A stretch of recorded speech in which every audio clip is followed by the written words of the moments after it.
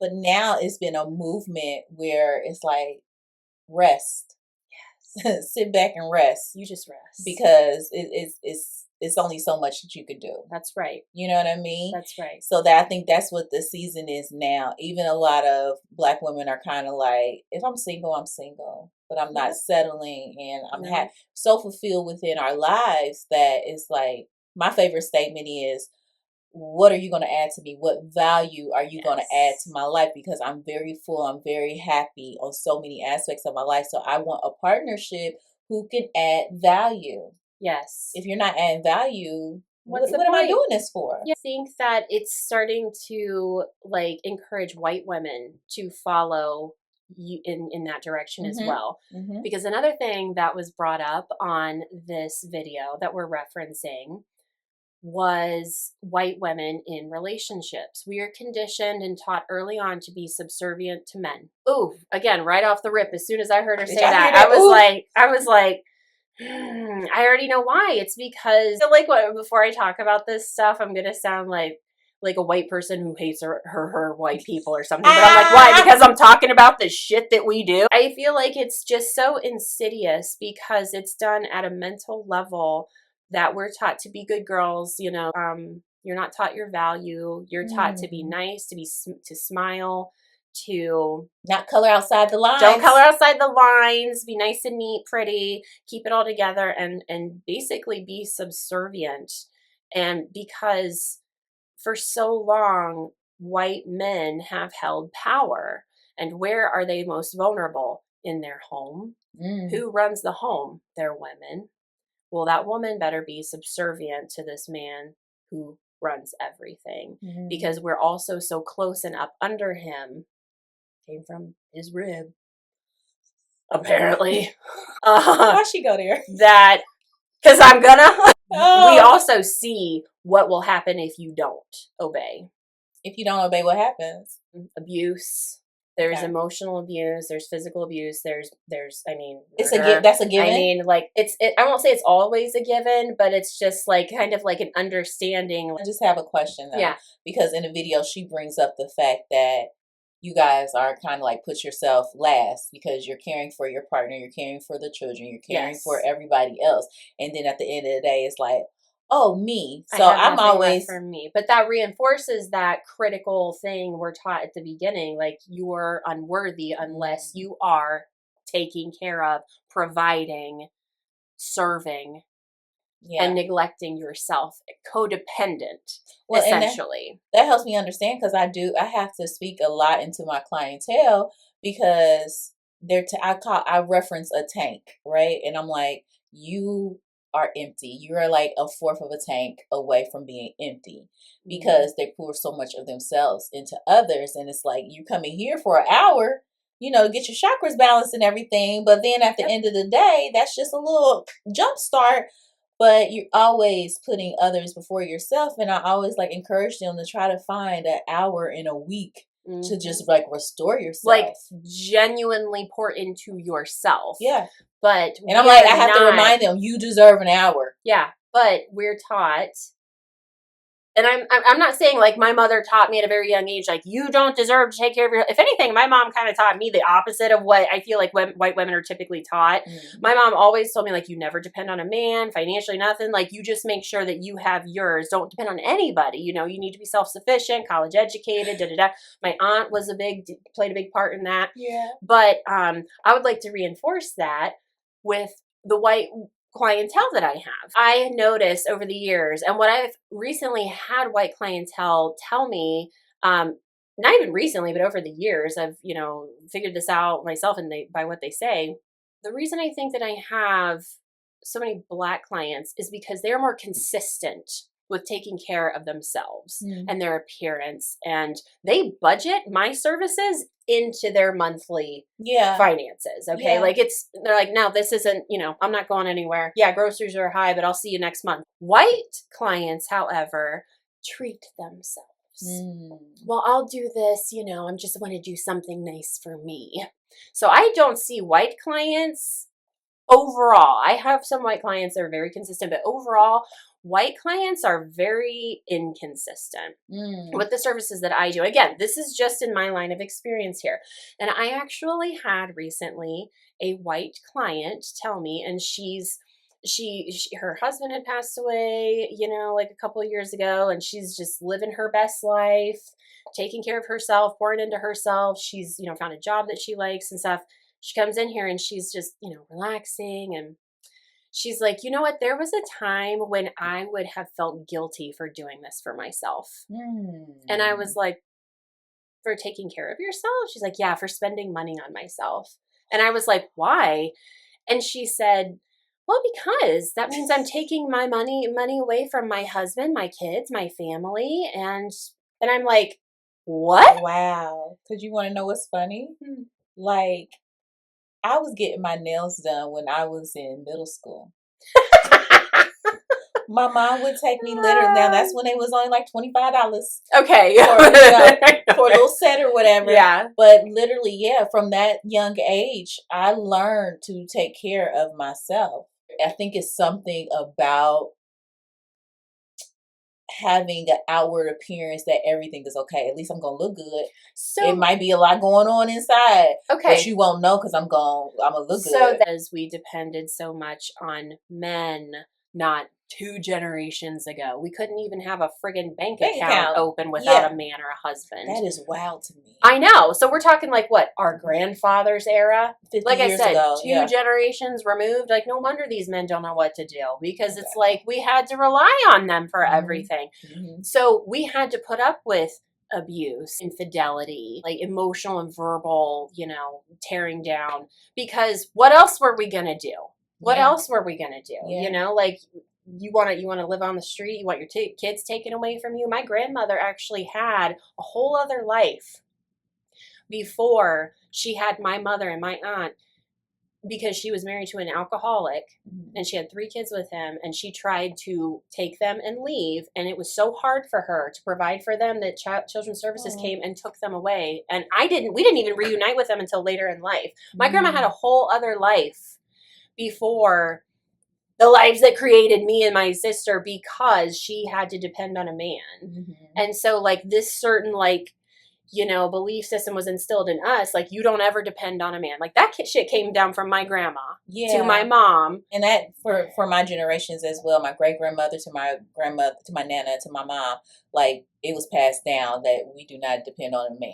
Like, I remember being younger and my mom was like, don't accept any gifts from a boy. And I'm like, wait a minute, what? It's just a CD. And she's like, no, absolutely not. And I'm like, golly, but my brother could get a little gift from a chick and it's not a big deal. But she wanted to instill with me, do not depend on a man. You can handle things. Now, I wonder, is that a disservice to me being so independent? Because don't get me wrong, I have taught myself to balance my masculine and my feminine energy. Yes.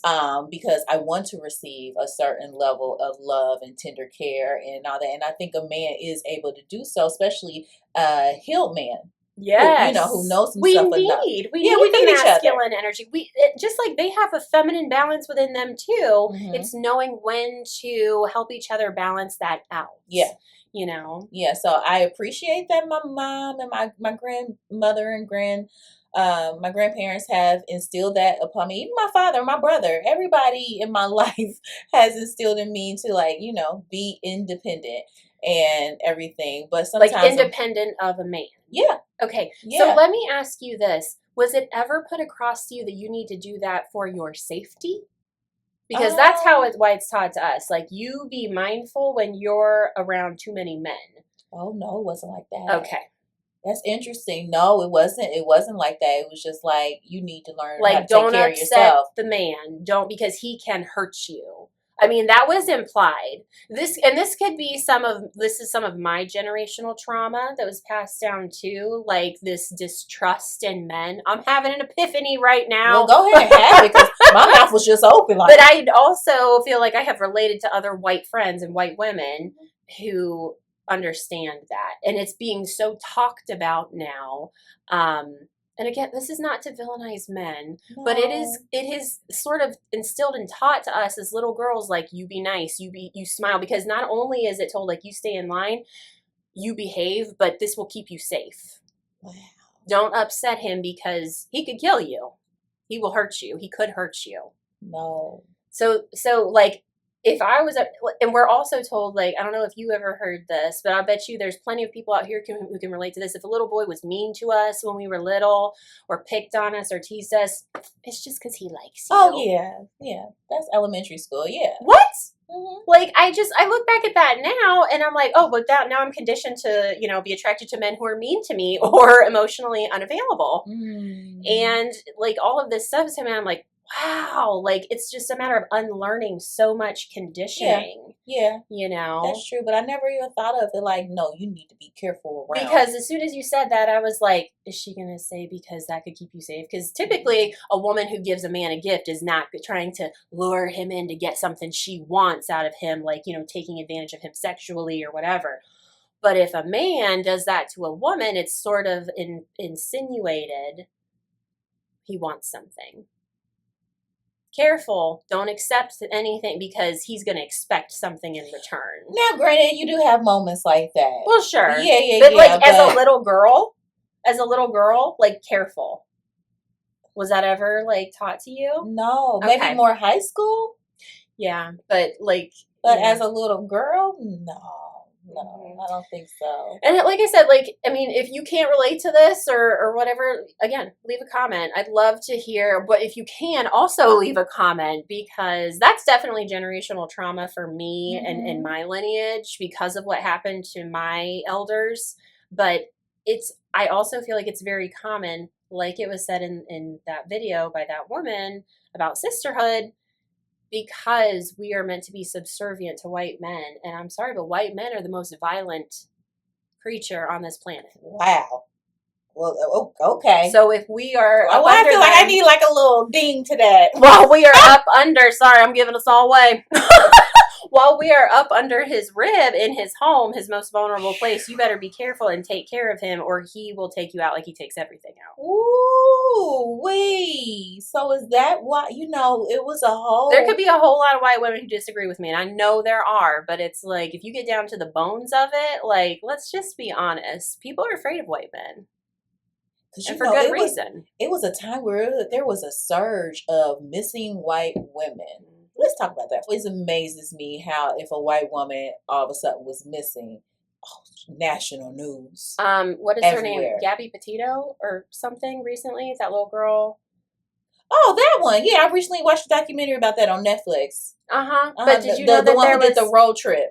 Yeah. And the boyfriend killed her. Did you know there was a black woman who went missing around the same time? They found her in the trunk of a police car, but that was never talked about. Didn't know. Did not know. Did she get a Netflix? Nope. Absolutely not. That is just so common for us to witness national uproar about white women being missing, but it's times and time again that even now that the trafficking is so major, that it's black children and black women that are missing, and they don't get any type of sympathy on national news. And if it is, it has to be like a whole uproar of everybody speaking out. And guess what? Usually white people have to be at the head of it. Of course. To make sure that everyone's talking. Like, they have to be an ally to the situation. Otherwise, it doesn't get talked about. Yeah, that's so irritating to a certain degree, because it's just like, so what, we don't exist, or we're not important enough to get that kind of coverage? That's our reality, though. Part of my reality is, so you was talking about like our hair and everything. Yeah. So before I had locks, I used to just have a natural like afro or whatnot. And in nursing, I remember, caring for somebody. I was emptying their catheter, and all of a sudden I felt like a little on my hair. Not the touch. No. Yeah, and I'm just like, wait a minute. And at that time I was young. I didn't know to have the words to speak up for myself. Yeah. But I remember like going home and having to have a full conversation like, yo, she really touched my hair to feel texture and everything. And I'm just like, you need to ask for permission for some of those things. So I know we go back to the point of when is it appropriate to ask certain questions. Yeah. But even if she would have asked me, I would have told her, hell no. You can't touch my hair. It's my hair is sacred. Yes. You know what I'm saying? It's a part of my identity, and it's not meant to look like a little... It's not for your entertainment. Project. Yeah. One of my best friends, when I first started out, I worked at Benefit Brow Bar, and that's where a lot of my clientele and I met. And I had this one client who is now one of my best friends, and she is a Black woman. And I will never forget my coworker who was white. We used to take barrettes and pin the hair back out of the face so that we could do your brows and not get your hair. And she was very aggressive, and she shoved my friend's wig back. And we were out in the middle of the mall. Yes. Okay. And she was like, oh, like, and and my coworker was like, oh, sorry. And I had a client who happened to be a Black woman at the same time. So we both worked on either end. And we were both like, and she looks at me, she goes, you always ask permission before you touch a Black woman's hair. Understand? And I was like, yes, ma'am. But I was always very careful. I never pushed at the root. I was always like, I'm just going to pin your hair back. Is that all right? And they were like, well, yeah. And you lift and you clip it onto the hair because you don't know what they're wearing that day. But it's like, you just humiliated her too. And that's a her thing. You know, my friend later said like, that was a me thing. Yeah. There was shame and stuff behind it. But it's just like, but like, I mean, you know, she would come in next time with different hair. And my client would be like, oh, I like your hair this time or something. I'm like, we live in Ohio, and of course the population is majority white, but it's time to see, we go to a restaurant and literally you have to look around to see how many Black folks is in there, just because it's like, okay, I see 2 over there and 2 over there, and I guess that's it. So it's like uncomfortable sometimes. But when I go to like DC or Atlanta, and oh my God, you hear how excited I am? Like I go into a hotel and there's Black folks everywhere. Are you like, I feel safe? Oh my God, I feel so good. I feel safe. I want because I was just thinking like I said earlier about you be careful if you're around too many men at once.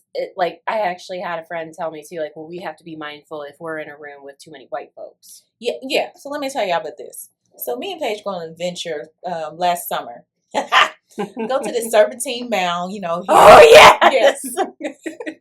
So of course, way the hell out there, all the way out Adams in County. Right? Yeah. Woo.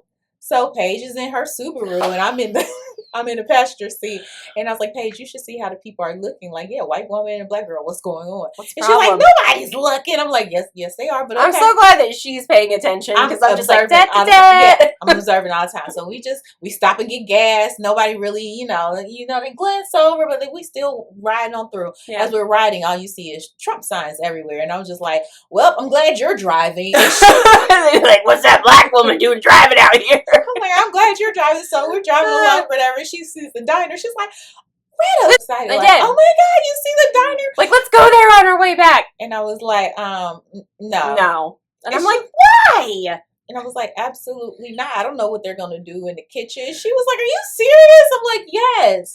I would have felt so uncomfortable. I already knew what the scenario was going to be. I would have walked in with her. I would be the only Black person, and it would have felt uncomfortable because sometimes you go into places and they look at you like, what are you doing here? Like, what are you doing here? Yeah. I've been to Bellbrook at Kohl's years ago and literally had people stare at me like, your kind is out here now? What's going on?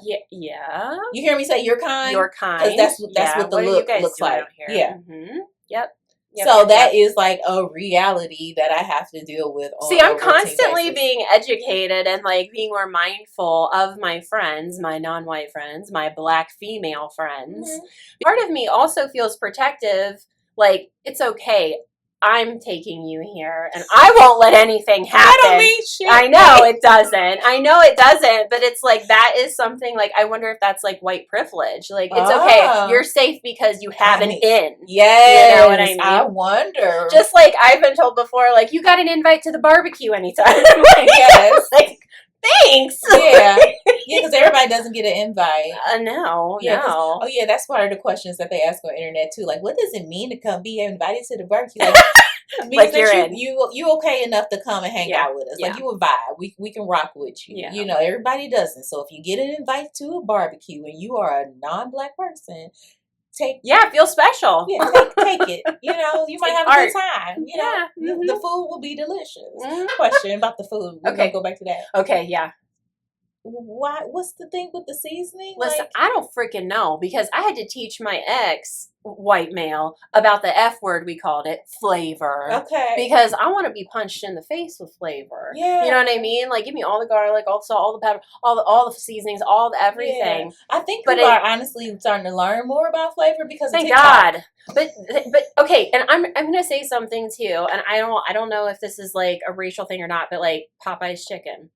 I think that chicken sucks. It is so flavorless. Like the texture is good. It's on point. That sandwich is good, but I'm like, I never had the sandwich. white people Chick-fil-A's got more seasoning flavor than this. Oh. I think that was a thing too, not long ago. Like, okay, which would you choose? Chick-fil-A sandwich or Popeye chicken sandwich? Like, I was really shocked because, okay. Which one won? To me, Chick-fil-A because it's got more flavor. Okay, what did the internet say, Paige? Not you. I don't know. I didn't pay attention to that. I don't know. I think it was mixed. I think even in here, like clients were telling me, like, I like Chick-fil-A, or I don't know, Popeyes just gives you more meat, or like it was mixed. It was mixed. As far as flavor, I don't know. I can only speak from my experience. Like, I think Chick-fil-A. Now, I don't like what they stand for. You know what I mean? But it's just like shit. They consistent and they give flavor. Yep. Like, sorry.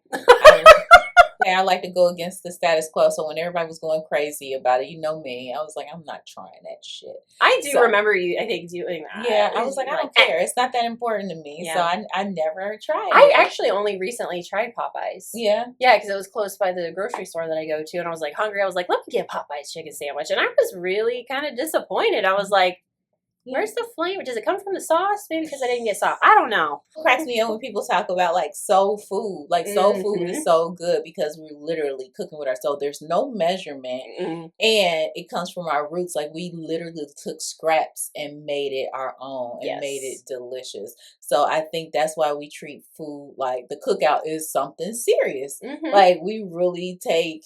And then we take a lot of pride in our food. So that's why it's like competitions with the holidays. Like, who made the mac and cheese? Oh, my God, the mac and cheese. Yeah, because that matters. Like, well, who made the gravy? Like, that matters. Because if you cannot cook in a Black home, it's like, what are you here for? That's so interesting. You say, like, you know, like soul food. And so, like, on my dad's side, they're from, like, down home, Kentucky, okay? And that's, like, Appalachia and everything. So a lot of poor folks, too. But on the white side, like they always had to learn how to do like cook with what they had available. Like Papa called it down home cooking. Okay. Like down home, right? And it was always bacon grease, and those biscuits were always on point. And he made his eggs like a certain way, but it was like you always used whatever you had available. And it also became like a comfort, like familiarity. You know what I mean? And it fills the heart. Yes. Yeah. Yes. So it's a movie called Soul Food, and that's the whole basis. Like they would come together on Sundays, and it was just like fuel for the rest of the week, basically. Like you gonna fill your soul up with this food, and Big Mama is gonna serve it up, and then that's the end. You know what I'm saying? And I gotta say, like the best, like I consider myself a good cook. I used to joke that I couldn't make toast, but like, of course, like, I also used to say like I'm not artistic, and look at me now, you know. But I swear I learned so many skills from a non-white man that I dated for a while, and he was. What was he, Paige? How about a non-white man? He was biracial. Okay. And but. Oh God! Like good food. That's when I got fat. Oh much. We had such a good time, but like, damn, he taught me knife skills, everything. Like, didn't that turn on when you're dating? I love when a man can cook. Oh, I know. Yeah, I really, really enjoy it. Just all of my men have been able to cook. Yeah, I'm like, feed me physically and emotionally. I'm happy. Damn, it's not that hard. It's not. I had an ex who recently told me, like, he was like, yeah, whenever you were mad or we was going through something, I would just like offer to buy you some food and you would be happy. And then it clicked, and I was like, you guys, that's all. You're right. Tell us we're pretty. Be nice to us and feed me. Yeah, it doesn't take much. Don't hurt us and feed us. High standards, my ass. You know, I hope you guys enjoy us talking about all these different cultural differences, and I'm sure we'll talk about different subjects. So this is a whole array of stuff that occurred just from one video on Instagram that we saw and wanted to discuss. Yes, and actually I think that we will link the video in the description below so that we can credit her and thank her also for bringing topics like this into public eye so that we can talk, we can discuss. That's why I think that like I've had to rework my perspective on social media so that we're doing stuff like this. We're talking about things that we weren't allowed to or weren't supposed to talk about before. Like, fuck that. Like, we can't grow if we're not addressing stuff. So we'll put that video down below so that you can go watch it and leave some comments about what you thought today. If you learned something, if you want to share something. This is a space of education and growth, and we all want to work with each other. Yeah, and of course you can always email us if you don't want to comment below. You can email us at empoweredtcp@gmail.com. You can contact us and let us know. We want to hear from you. But always remember, if you enjoyed these episodes, to comment, to subscribe, and to like, and to share. So until next time, we are empowering you. Empower to the people. All right. Peace. Bye.